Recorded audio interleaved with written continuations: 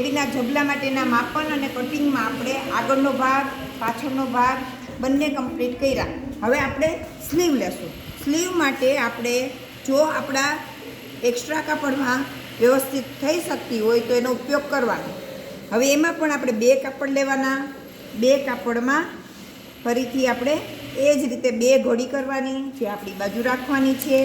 પછી આપણે સ્લીવની ફૂલ length shoulder સાઈડથી લેશું. કેટલી છે? 3.5.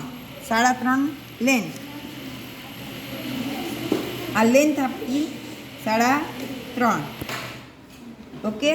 પછી આપણે સ્લીવની પહોળાઈ વિથ પહોળાઈ લેશું જે છે 4.5. હવે આપણે અહીંથી 4.5 પહોળાઈ લીધી. હવે આને આપણે સ્ક્વેર કરી નાખશું.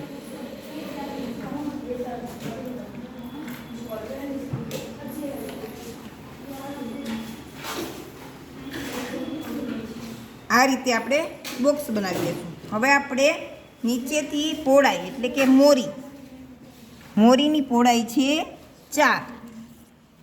એ આપણે ઘડીથી ઓપન સાઈડમાં લેવાની છે 4. બરાબર. હવે આપણે નીચેથી લંબાઈ લેશું જે આપણે બાઇન્ડિંગ પણ કરવાનું છે. એટલે લંબાઈ છે 2 પ્લસ અડધું બાઇન્ડિંગ 2.5. હવે આપણે જ્યાં વિથ મોરી આવી છે મોરીથી આપણે 2.5નું માપ ઉપર જવાનું છે.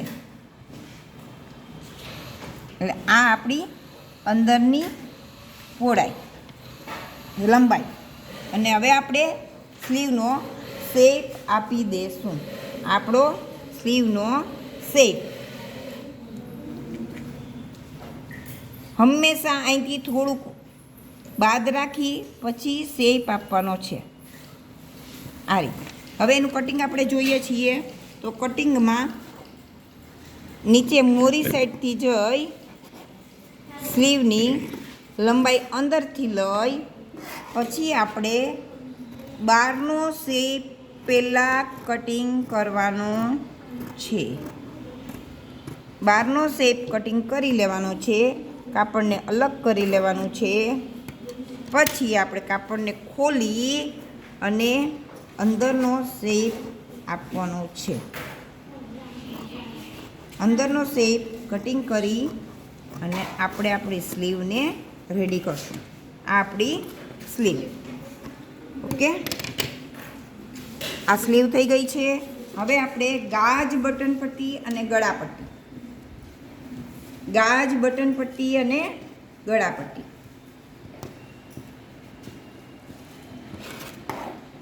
કાપડને સ્ટ્રેટ કરી લેશું.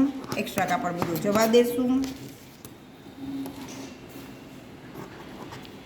અને ફરીથી આપણે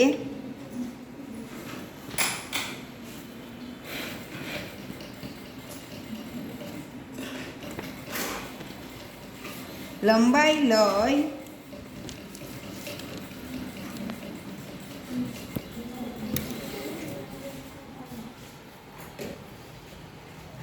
કેટલી લંબાઈ છે? 10 અને 1 ઇંચ વધારે ઉમેરશું 11. કેટલી લેશું? 11. આમાં આપણે ઘડીની કે કશી જરૂર રહેતી નથી. બરાબર. આમાં આપણે ઘડી કે કશી જરૂર રહેતી નથી. એટલે આપણે કાપડના છેડાથી સરેરાશ 11 લઈ લેશું અને 2 પટ્ટી કટિંગ કરી લેશું. એના માટે આપણે વિથ પણ જોશે. તો નોર્મલ 1 ઇંચ સામાન્ય વસ્તુ માટે 1 ઇંચ હોય છે. અડધા બહાર આવે અડધું અંદર જશે એટલે સામાન્ય 1 જ ઇંચનો બેલ્ટ પટ્ટી આપણે કટિંગ કરશું.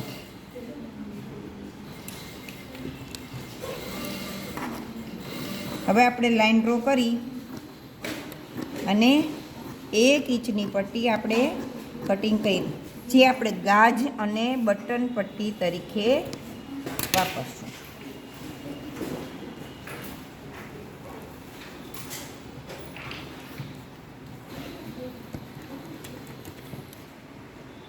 આ આપણી ગાજ બટન પટ્ટી. હવે આવશે નેક માટે. તો બાળકના નેક માટે કાપડ જાજુ ન જોઈએ, આપણે એને ઉરેફમાં કટિંગ કરશું. ઉરેફમાં એટલે કાપડને પહેલાં ત્રાંસું કરવાનું છે. કાપડને કેવું કરવાનું છે? ત્રાંસું. અને પછી આપણે 1 ઇંચની પટ્ટી કટિંગ કરશું.